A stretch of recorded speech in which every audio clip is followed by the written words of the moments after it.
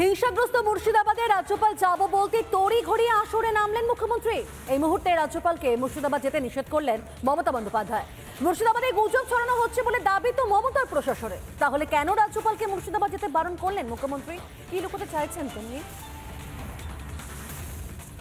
আমি অ্যাপিল করব মাননীয় রাজ্যপাল মহাশয়কে, প্লিজ ওয়েট ফিউ ডেজ মোর।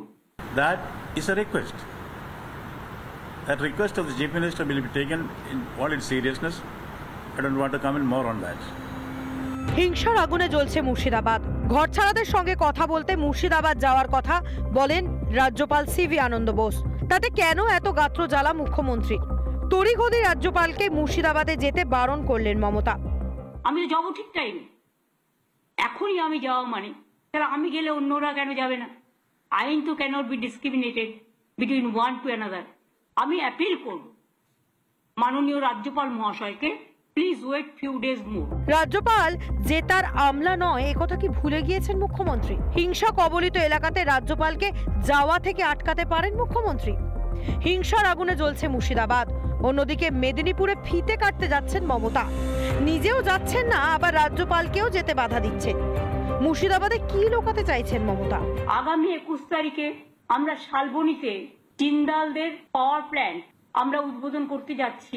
22 তারিখ, 21 তারিখে আমি মিদনাপুরে থাকবো। এছাড়াও 22 তারিখ বেলা 12:30টায় গড়বেতায় একটি সোলার পাওয়ার প্ল্যান্টের উদ্বোধন করছি। মুখ্যমন্ত্রীকে অবশ্য পাত্তা দিতে নারাজ রাজ্যপাল সিভি আনন্দ বোস। এখন রাজ্যপালকে মাননীয় মুখ্যমন্ত্রী কেন বারণ করছেন? উনি কি লুকোতে চান কিছু? কারণ আমি মোথাবাড়িতে যেতে চেয়েছিলাম, আমাকে মোথাবাড়িতে যেতে দেওয়া হয়নি। পরে যখন আমি মোথাবাড়িতে গেলাম তখন দেখলাম সমস্ত চিহ্ন মিটিয়ে দেওয়া হয়েছে। সেই জন্য অপেক্ষা করছেন মনে হয় যাতে রাজ্যপাল যেতে না পারেন। পুরো সত্যটাকে ধামাচাপা দেওয়ার চেষ্টা হবে। আমরা মাননীয় রাজ্যপালকে বলেছি, মাননীয় রাজ্যপাল আশ্বস্ত করেছেন তিনি এনাদের পাশে থাকবেন, এই ভিকটিমদের পাশে থাকবেন। এবং উনি কালকে যাবেন, উনি রিফিউজি ক্যাম্পেও যাবেন। মুখ্যমন্ত্রী বলছেন পরে যাবেন। আজ পর্যন্ত পরে কোথায় গিয়েছেন মুখ্যমন্ত্রী? মোথাবাড়ি গিয়েছেন মমতা? মুর্শিদাবাদের ঘরছাড়া হিন্দুদের ইন্ডোরে রাখতে পারবেন মুখ্যমন্ত্রী? এই সব প্রশ্নের উত্তর দিতে পারবেন মমতা? রিপাবলিক বাংলা। সত্যি কিছুই নেই এখন ঘরছাড়াদের কাছে। আর ঠিক সেই জায়গায় রাজ্য সরকারের ব্যর্থতায় আশ্রয় খুঁজে না পেয়ে মুর্শিদাবাদে ঘরহারারা এবার রাজভবনে। ভিটেহারাদের সঙ্গে ছিলেন সুকান্ত মজুমদার। চোখের জলে রাজ্যপালের কাছে জানালেন তাদের যন্ত্রণার কথা। দেখুন।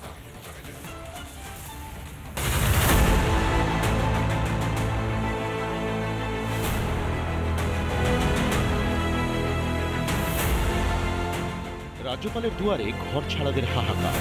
হারহীন ঘটনার বর্ণনা দিলেন তারা।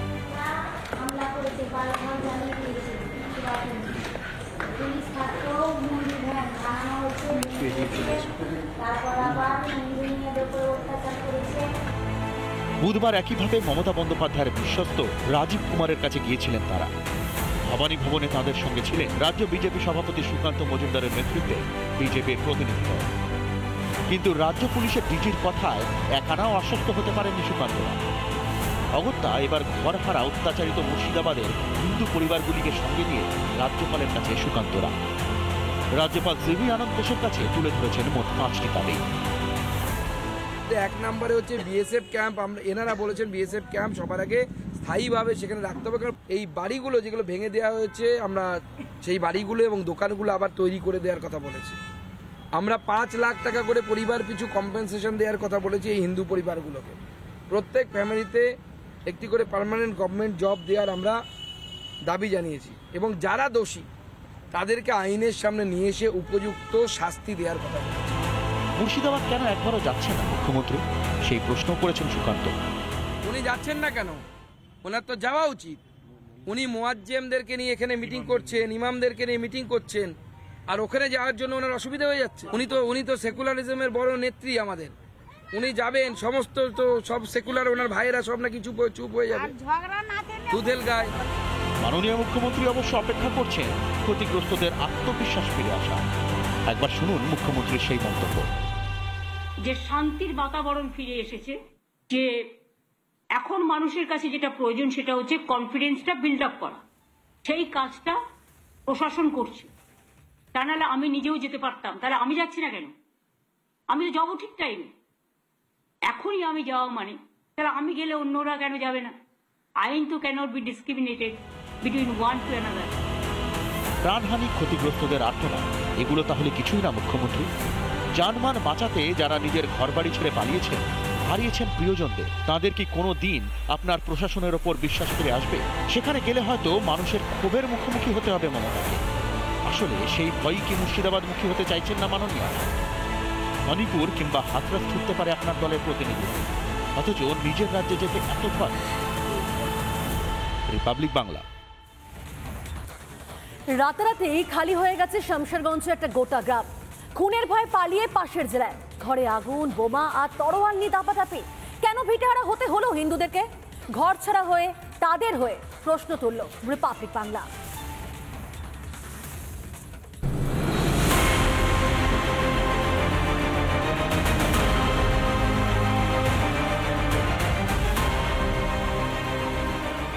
গ্রাম নয়, যেন যুদ্ধক্ষেত্র। 47-এর আতঙ্ক ফিরে এলো 25 সালে। উপরে যে পাখাটা ছিল সেই পাখাটাও এতটাই তাণ্ডব চালানো হয়েছে, সেই পাখাটাও ভেঙে দেওয়া হয়েছে এবং ভাঙার পর পুড়িয়ে দেওয়া হয়েছে। একটা শোকেস ছিল, সেই শোকেস আগুনের যে তাপ, সেই তাপে দুমড়ে মুচড়ে গেছে, ভাঙচুর করে লুট করা হয়েছে। এবং বাইরে আসলে দেখা যাচ্ছে এই যে পাখা, সেই পাখাও পুরো দুমড়ে মুচড়ে গেছে। এবং যাদের বাড়ি, তারা এই মুহূর্তে বাড়িতে নেই। মুখে মাস্ক, হাতে তরোয়াল, কারো হাতে আবার বোমা। রাতের অন্ধকারে শামশেরগঞ্জের একটি গ্রামে এভাবেই ঢুকে পড়ে হিন্দু বিরোধীরা। সম্ভবত তারা বিড়ি বাঁধতেন, তাদের সেইটুকু ধ্বংস করে দেওয়া হয়েছে। আলু, পেঁয়াজ, রসুন, তাদের যে কাঁচা মাল ছিল সেগুলো নষ্ট করে দেওয়া হয়েছে। খাবার থেকে শুরু করে সব আগুনে ছাড়খাড় করে দেওয়া হয়েছে। খাটের বিন্দুমাত্র জিনিসপত্র নেই, উপরের পাখা, কিচ্ছু বেঁচে নেই। এই মুহূর্তে এখানে কিচ্ছু বেঁচে নেই। পুড়িয়ে দেয় একের পর এক ঘর। ঠিক কি হয়েছিল সেদিন, সেই প্রসঙ্গে রিপাবলিক বাংলার প্রতিনিধিকে জানিয়েছেন এলাকার কয়েকজন আতঙ্কিত হিন্দু। সব তারওয়াল, ছেনি, বোম নিয়ে সব চলে আসে। যেই দেখেছি সেই ঘরে ফাটাফাট লোক করে আমরা বাড়ি ছেড়ে সব একদম পালিয়ে গেলাম, দিয়ে মন্দিরের কাছে থাকলাম। কারা হামলা চালালো সেদিন? বাইরে থেকে সব এসেছে। হ্যাঁ, গ্রামের নয়, কেউ চিনে, কেউ হয়তো যাদের নাম আছে তাদের চিনে, যারা নাম দিয়েছে। বাইরের লোক খুবই, অন্তত এই গ্রামে যারা থাকেন তারা আর কেউ থাকতে কেউ নেই, সবাই ক্যাম্পে চলে গেছে। এমন মর্মান্তিক ঘটনাতে কেউ থাকতে পারবে? জমি নেই, ঘর নেই, নিরাপত্তাও নেই। আছে শুধু রাজ্যের বিরুদ্ধে প্রশ্ন, আর আছে হাহাকার। একের পর এক বাড়ি এরকম নৃশংস ধ্বংসলীলা চালিয়েছে যারা এসেছিলেন সেদিন শনিবার সকালে। ক্যামেরার সোমনাথ পালের সঙ্গে পিঙ্কি অধিকারী, রিপাবলিক বাংলা। নানা ধরনের কন্টেন্ট দেখার জন্য লাইক করুন, শেয়ার করুন আমাদের ফেসবুক পেজ, সাবস্ক্রাইব করুন আমাদের ইউটিউব চ্যানেল। পাশাপাশি অন্যান্য ব্রেকিং নিউজের জন্য অবশ্যই চোখ রাখুন রিপাবলিক বাংলায়।